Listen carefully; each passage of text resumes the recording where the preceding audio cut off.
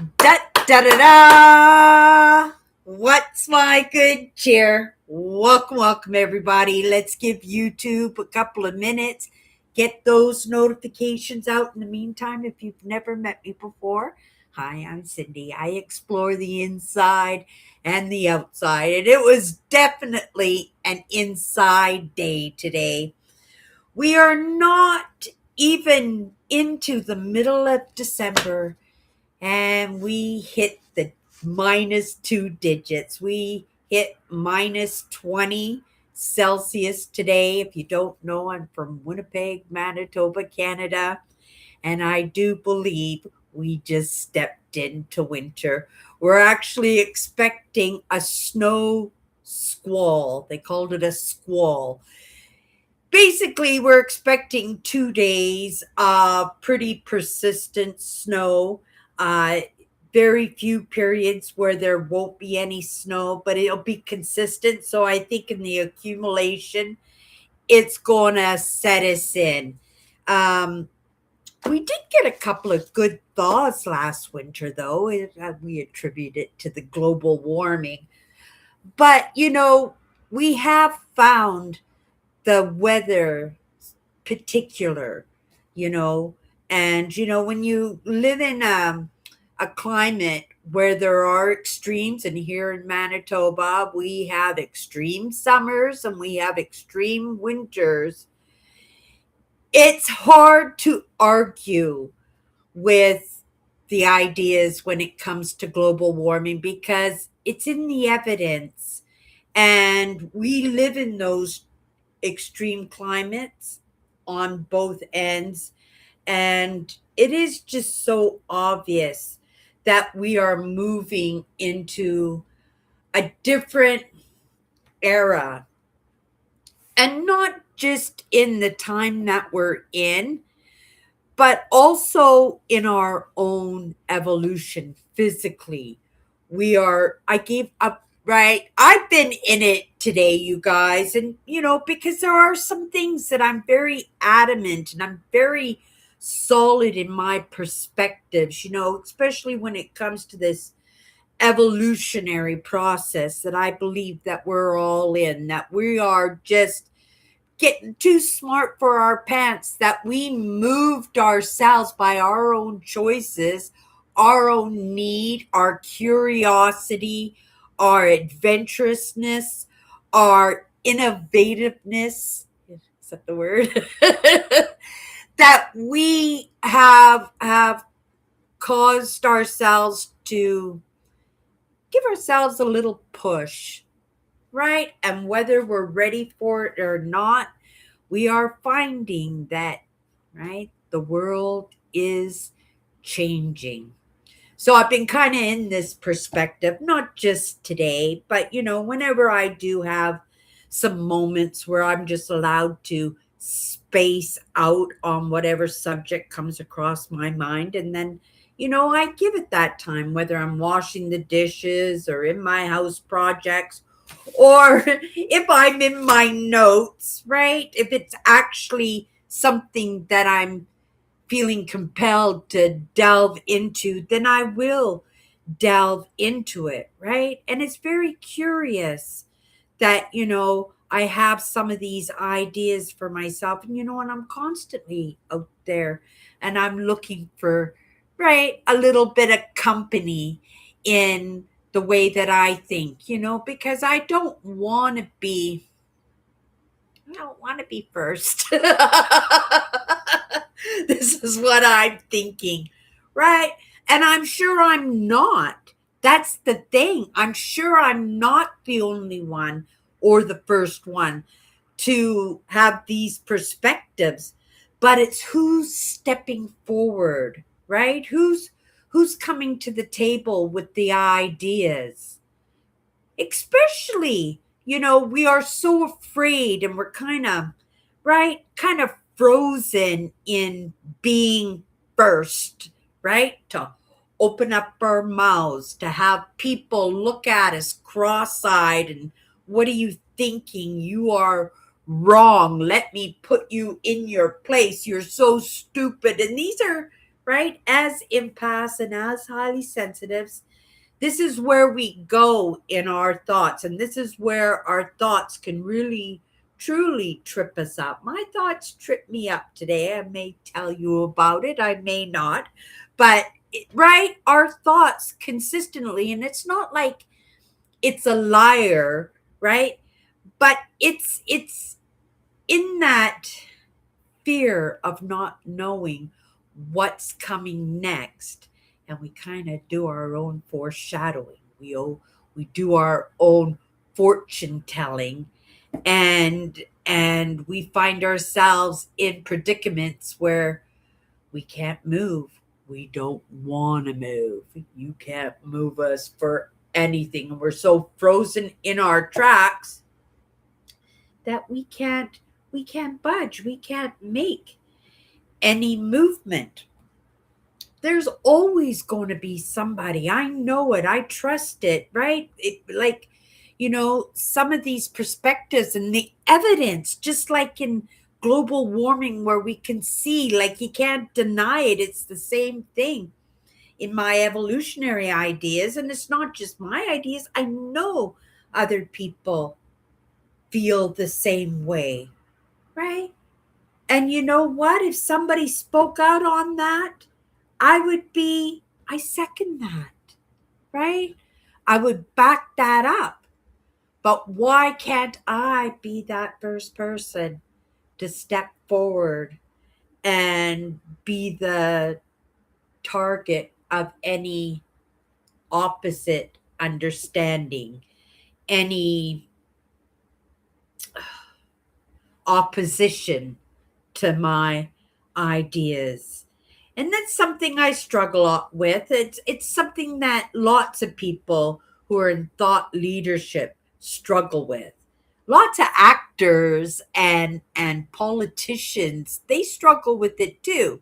They call it stage fright, right? And if they're not calling it stage fright, then it's that insecurity in their own footings and in their own ideas. And that's hard. That's a hard one to swallow because, when you have those ideas, you have to come to the forefront, but you have to come to a forefront with, well, I think, right? And in that timidness, like, who's going to follow that? You want Braveheart. You want follow me. Oh my goodness. There are lots of amazing leaders. I had one in my mind.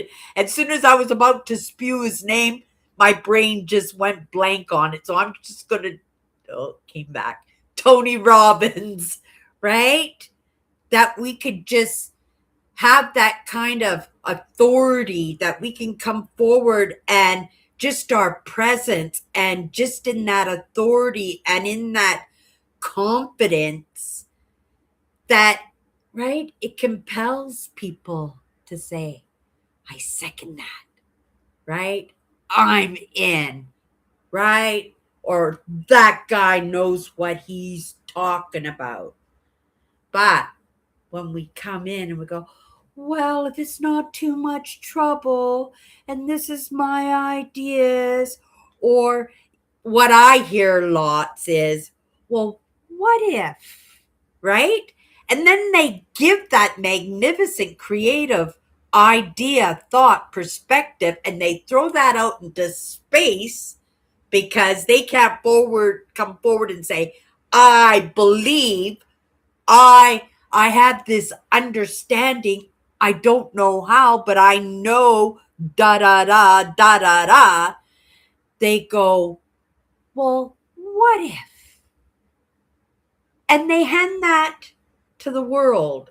And somebody who has not even got an inkling of that belief, right, can see your intrepidness, right? That maybe even sees the truth that you're speaking, and can see that what you're bringing across and what you want to shoot to the world is true, but that person just doesn't have that authority.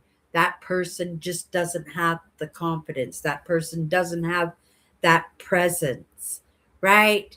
And then what do? You lose that opportunity to be that thought leader, to be that one to make that impact. And somebody else who is willing, right? Believes it to be true now, but is willing to be shot down in the idea, is brave enough to step forward. And I see this all the time. And it's been expressed to me in my lessons that this happens. And when I'm out there and I'm searching out thought leadership for myself, I go, oh my goodness, right? This is what they're talking about, right? This is what I relate to. But if we don't relay our own ideas, right?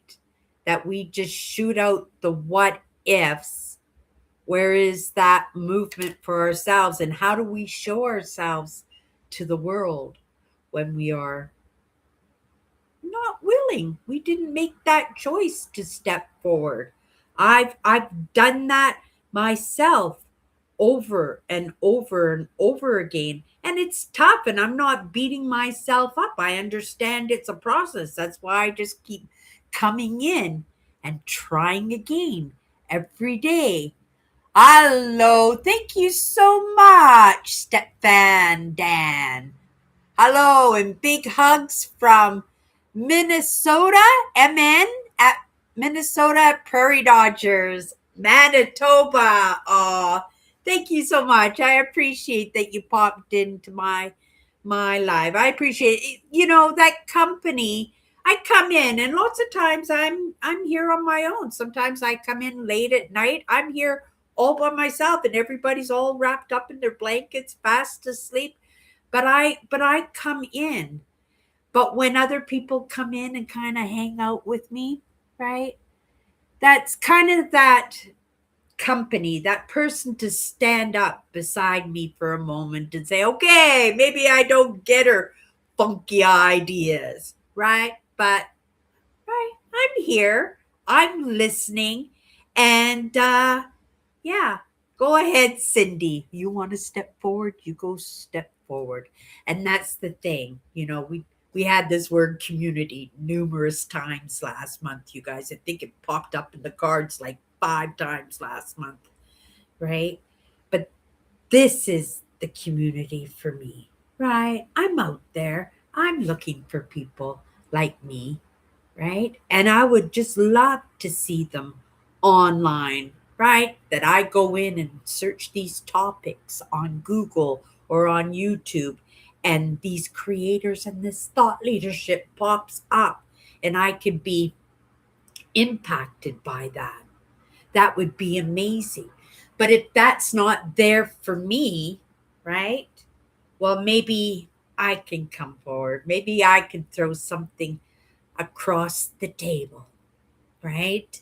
And in that, maybe, right, the ones that are meant to get my content will come to me rather than me going off searching them. And I think that's the way it's supposed to be anyway. At least that's in the lessons, right? That's what we are taught, right? Just to get masterful in what you do, what you love, right? You got to make sure whatever you do, you love. That was a hard lesson for me, 100%. Sometimes we stick it out of stubbornness. Sometimes we stick it out of necessity, whether it's to put a roof over our heads or milk on the kids' cereal, right? But whatever we do, it should bring a smile to our face, right? It's going to be, it's work, it's hard, right? It's difficult, it's got challenges. We don't know what the trip ups are going to be. But we can whistle while we work, can't we? Right? And this is the way I think about it. Love my maple friends. I guess that's me. Cindy from Winnipeg, Manitoba, Canada. I follow the van life people. Oh my goodness. You know what? That's the life for me. It's the plan. I'm slowly listing everything I have because for the van life, I'm a doodad person. You can't take doodads on the road with you. They would end up on the bottom of a van at the first pothole and you would have a catastrophe. And I have been a collector of Mother Nature and a collector of conversational pieces for a very long time. And I keep collecting these collectibles. As I recently have been doing crystals and dragons and stuff. Like this stuff can't go on the road. But yeah, van life, that's the life for me 100%. And that's the plan is for me in my retirement. And officially this year coming up is my retirement. Um, Not that I plan on stopping working just because I'm not working in the moment. It doesn't mean that I'm opposed to going back to work in any way. I am physically, mentally, and emotionally quite capable of going back to work. But, in what I do, I would love to have that shot at just, right, being able to say that I got into early retirement. I'm only a year early, but it still counts that I could say I retired early. And then whatever work I do from here on end, right? That's just the gravy. That's just the sprinkles. That's just the cotton candy. Okay, you guys. Oh, you've been giving it away. I'm not in a position in this moment to be giving it a lot away. We do the donation bags for Salvation Army. Me and my sister are thrifters, resellers. So we buy and we resell. It's what I'm doing right now, so I don't have to go back working for the man. But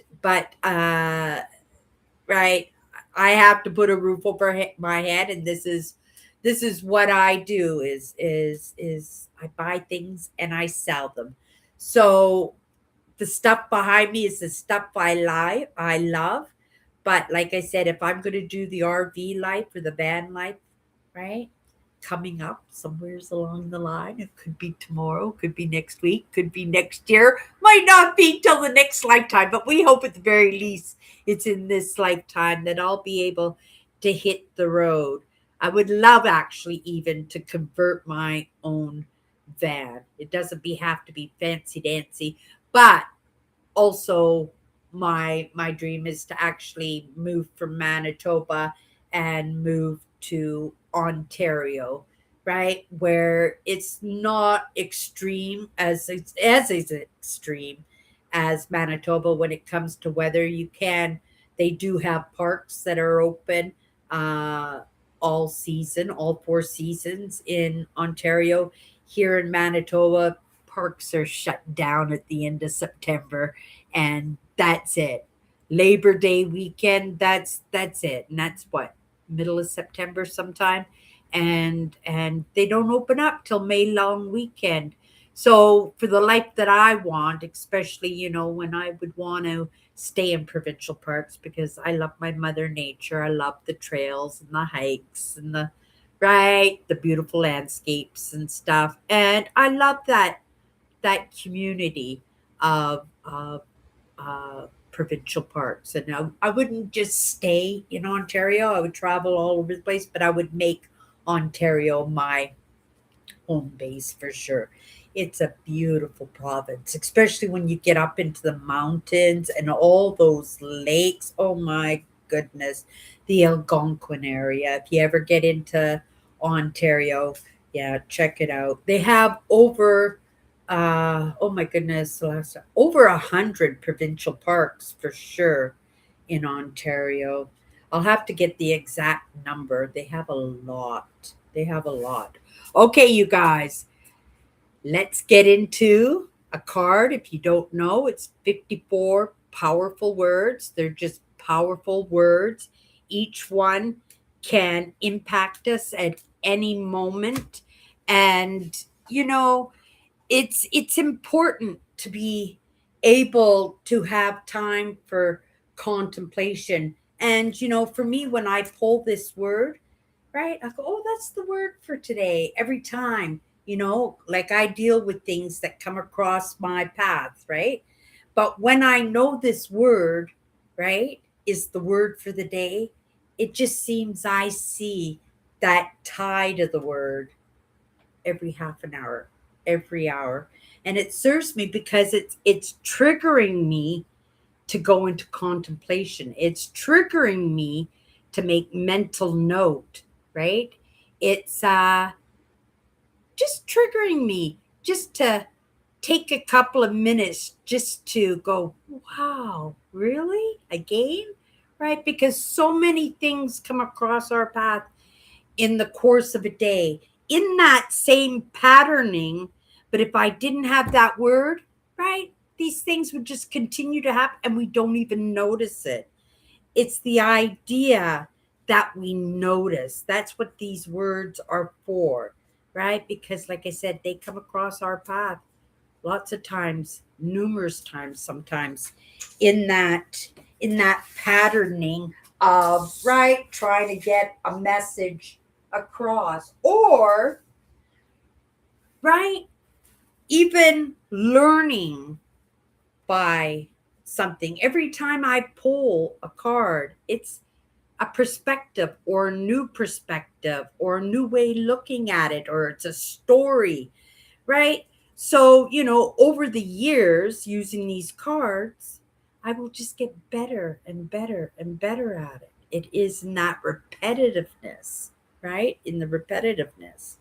Okay, you guys. Yeah, my prototype of the cards, I'm mailing those off as a Christmas gift for somebody who's been hanging out with me for a very long time. And you never know, right? Somewhere's down the road, they might mean something to somebody. I know they'll mean something to her, but maybe they'll be sitting in a museum or something because they belong to me. That's kind of an egoic kind of thing to say, isn't it? Oh, well, I'm only human, 100%. Okay, you guys, let's pull a word here. First perspective, first thing that comes to my mind when I see the word. Sometimes, like I said, it's a story. Sometimes it's an experience. Sometimes it's a lesson. This is a good one, right? We got the word pivot. Pivot is simply trying again differently, right?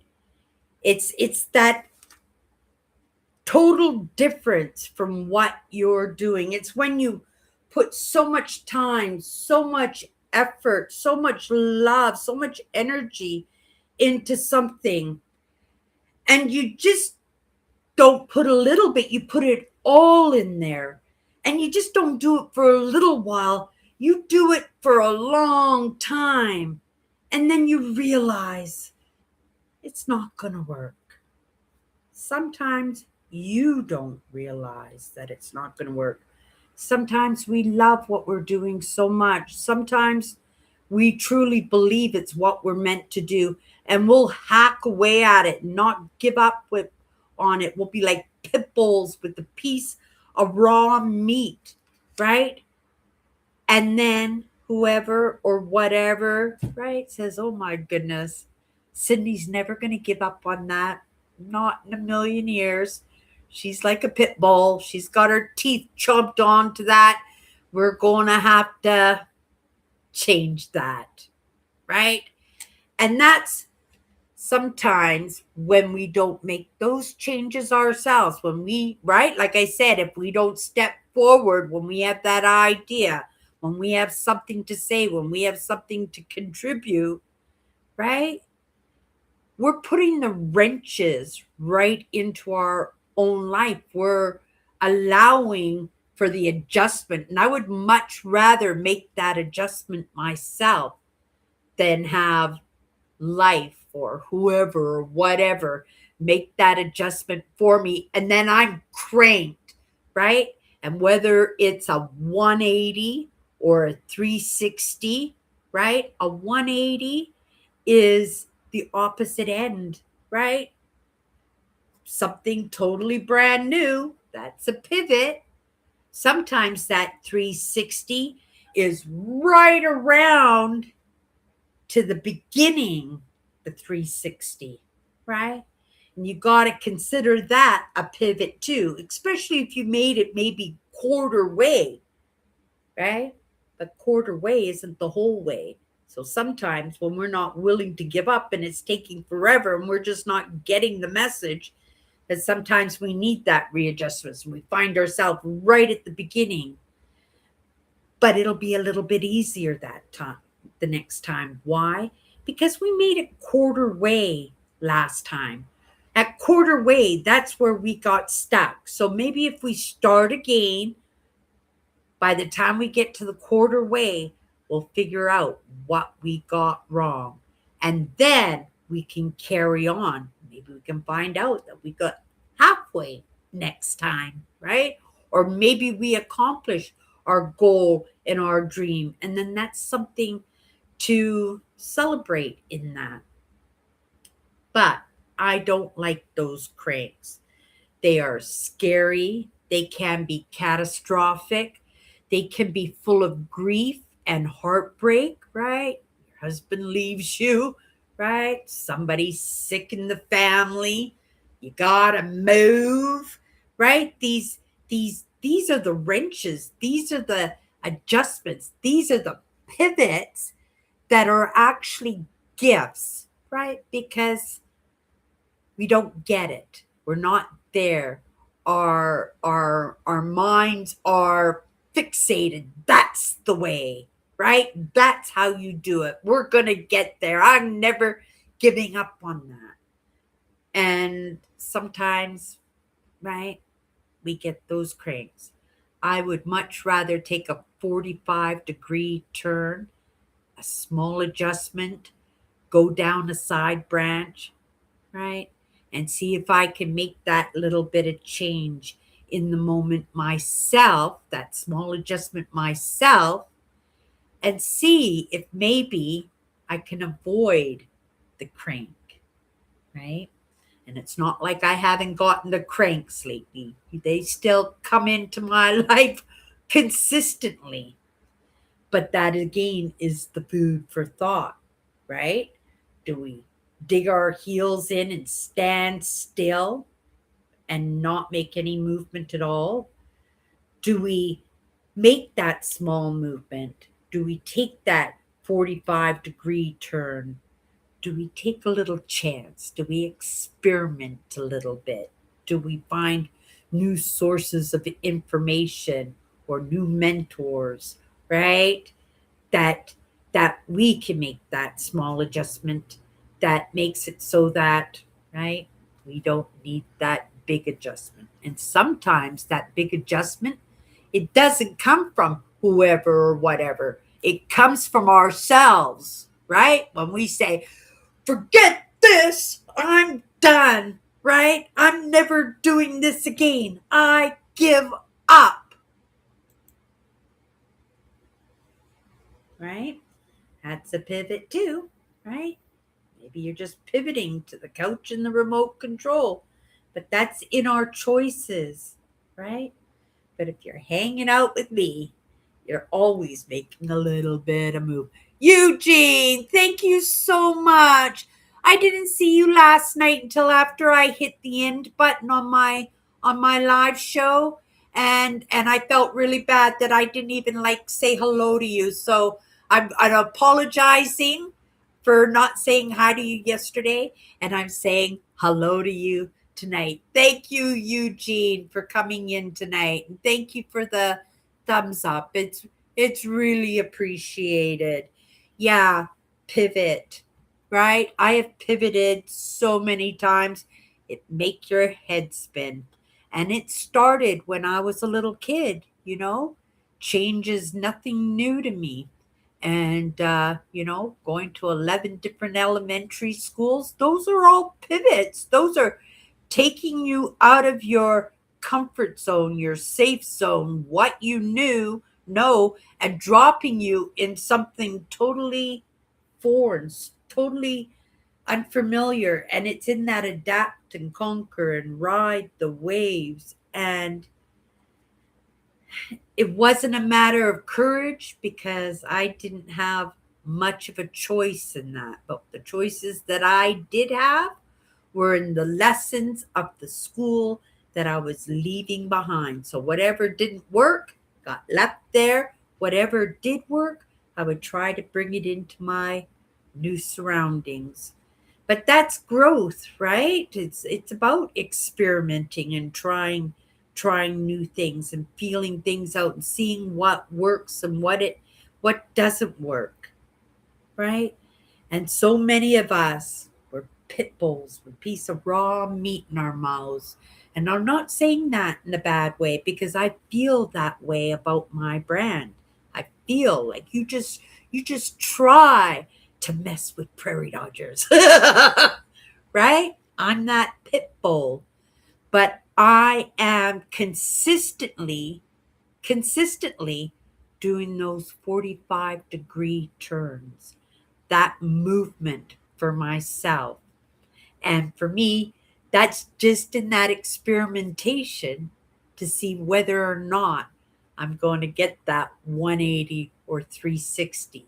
Or if what I believe is true, that we can make these decisions when it's time to change, the time to move forward, that we do that for ourselves, then maybe we won't get those cranks, right?